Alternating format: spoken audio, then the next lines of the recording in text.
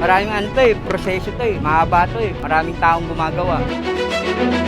So lahat po ng production ng kapis dito, ako po ang gumagawa. Actually po, tinuturuan ko po sila para kung paano yung pagbubuo nila, ganyan. Kaya ito yung mga ginagawa ko ngayon, medyo mahirapan pa sila, kaya ako na lang muna nagtatabla. 6 na buwan na po ako nagganito, nagtatabas ng kapis. Lahat po, mahirap. No, ito po, matibay. Ito yung kapis matibay. Dati po merchandiser. Yung natutunan ko naman lahat, pati pagbuo ng mga frame, natutunan ko na po lahat. Ito kasi traditional na po natin ito Panahon pa ng Kastila, gawa na to Kumbaga ayaw namin mawala yung mga sinauna natin mga bintana, yung kultura natin. Ilan na lang kami ang gumagawa rito. Sa totoo nga lang dito sa Metro Manila, alos kami na nga lang Bali ito, negosyo namin is sa lolo ko pa, tatay ko, ngayon ako na bali.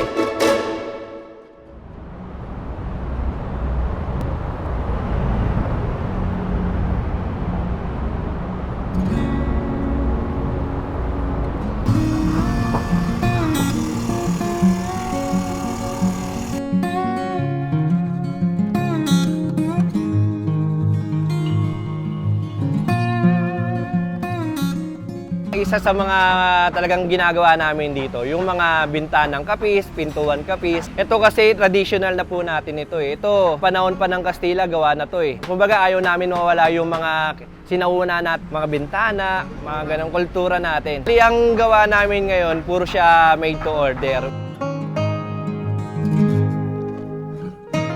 Ako nga pala si Joasan Layog, ang may-ari ng Kahoy Manila.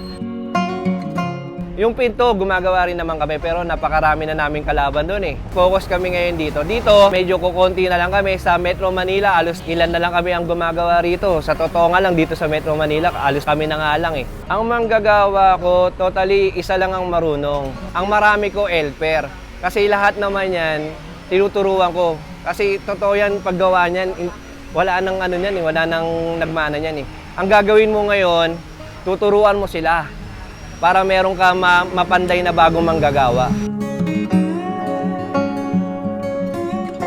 Mula sa pulpa, wala pa itong nagmamahala ngayon yung pamangkin ko kasi kapatid ko po yung nanay nila. So, yung kanilang papa ay pinagpatuloy ng aking pamangkin ng kanyang trabaho. Dahil wala na yung kanyang papa, siya na ngayon na namahala. Ngayon, matagal na rin ako actually dito na kasi alos dito na rin ako lumaki sa lugar nila. Sa Las Piñas po kasi ako nauwi. Kaya nung kailangan dyan ng tao, napunta ako dito. So lahat po ng production ng kapis dito, ako po ang gumagawa. Ako po lahat. Ako lahat yan, mga yan, nandiyan dyan. Ako lahat, nasa akin po lahat ang plano. Bali, actually po, tinuturuan ko po sila para kung paano yung pagbubuo nila, ganyan. Kaya ito yung mga ginagawa ko ngayon, medyo mahirapan pa sila. Kaya ako na lang muna nagtatabla.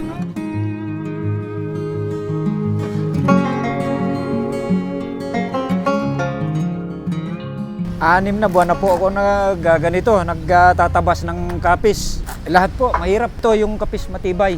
Pinuputol namin ito para magkasya dito sa yan ang ilalagay dyan sa kahoy.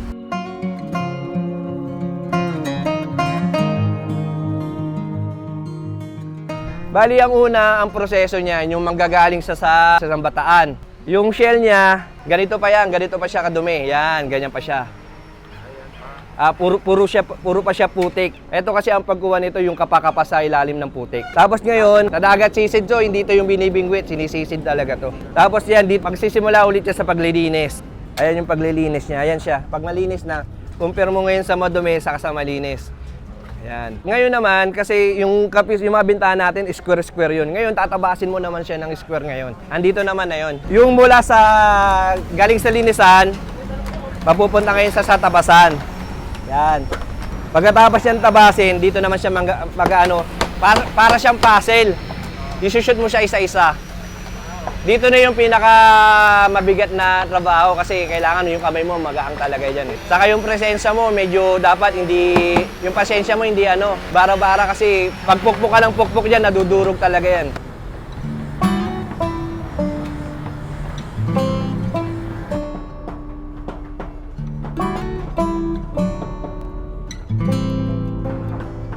Unang-una sa tabas lang muna ako. Tapos unti-unti tinuruan ako sa pagbubuo ng kapis. Unang-una po, pagkatapos ni tabas, tulad na ito, lalagay po natin dito. Opo. Saka yung likod kasi sir, meron po siyang parang nakaubong. Dahan-dahan lang po, hindi pwede malakas masyado. Kasi kapag masyado malakas, nababasag po.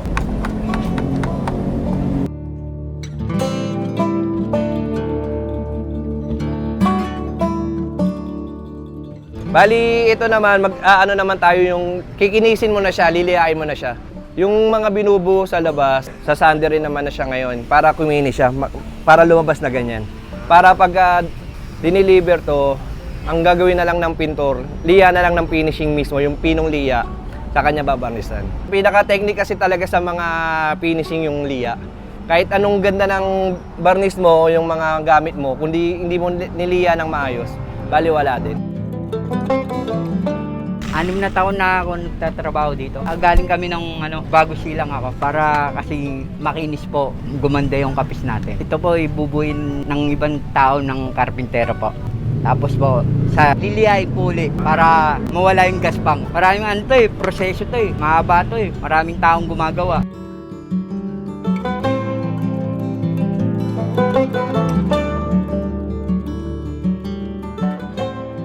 Tapos kinisin siya, framing na siya bale. Ang ginagawa niya naman po, yung pagtatabla.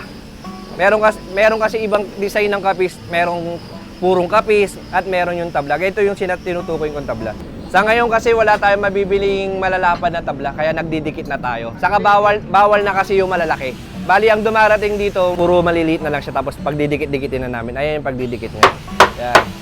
O yung pagdidikit din na para mapalapad natin yung tabla. Pero ito naman, tabla na yan para sa pintuan din. Kapis din naman yan.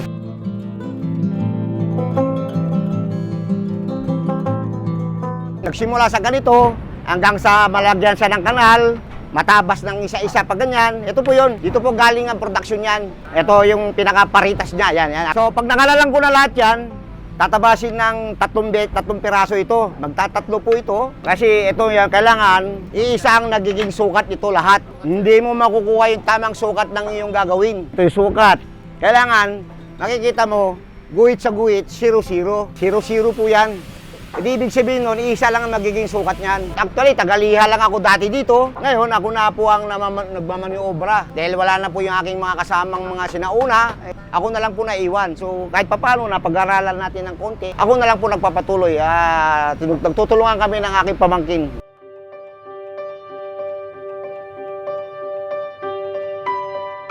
Pagkatapos kinisin, ito na yung pinaka-finished product namin. Pwede rin siyang pabarnisan mo sa amin, kaso additional po yun. Mismo magsasalansa sa container yan. Ito dadalhin to ng Jensen. Ito po ang diamond. Diamond po yan. Malayo pagkakaiba niya mga katuga. Yan, oh. Medyo pag hindi talaga marunong yung nagbubuka, tulad na doon sa labas, hindi niya kayang kukunin yung sukat nito. Kasi kailangan to pare-pares magiging kahoy nito. May pares mahaba. 2x4 bintana po ito. So, guguhitan natin yung sukat nila at saka yung mga magiging frame niya. 2 po ang gagamitin namin, 2 ang lapad. Ito na siya ngayon, ganyan. Pantay na pantay sa guhit lagi yan. Yan, ito naman po ang kanyang header. Yan, ganyan. Nagiging ganyan po siya. Yan. Ganyan siya. No? So, kailangan, titignan mo rin yung ayon ng kapis para pareho sila. Hindi pa pwede magkontrahan sila kung saan papunta yung araw at saka yung 2 feet by 4 feet. So, ganyan na siya. Ito na siya, oh. Simple lang siya, oh. So, sample pa lang to. Hindi pa pipix to. Marami po yan. Yan, kasama po yung mga nakatayo nito, na no frame po naman po siya. Wala siyang frame. So gagawin yata ito, lalagay sa kesame ganyan. Yung pinaka-kesame nila yan. Actually, regular na nagpapagawa po sa amin yan. Kahit papano, nagpapagawa sa amin yan. Marami siyang, yun, ganyan. Finish na po yan. Pag nag-sander na po siya, nagiging makinis na siya. Pag makinis na siyang ganito, finish na po siya kasi wala po siyang katulad dito na may frame. Kailangan po natin, suportahan po natin yung mga gumagawa ng ganito, yung mga sinaunang tradisyon ng Pilipino. At sana naman matulungan nyo rin po kami na mabigyan nyo kami ng mga ibang customer o ano man. Buhay po, para naman may tutuloy po natin ang kultura ng ating tradisyon na sinaunang panahon ng mga Kastila.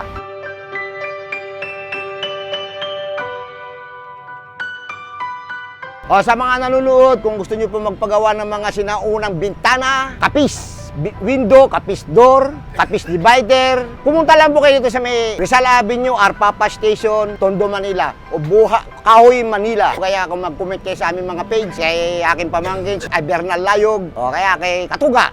Yan. Baba ka mismo sa LRT, mismong istasyon ng Arpapa Station, bumaba ka po doon sa ilalim, makikita nyo na po ang paggawa ng Kahoy, Manila.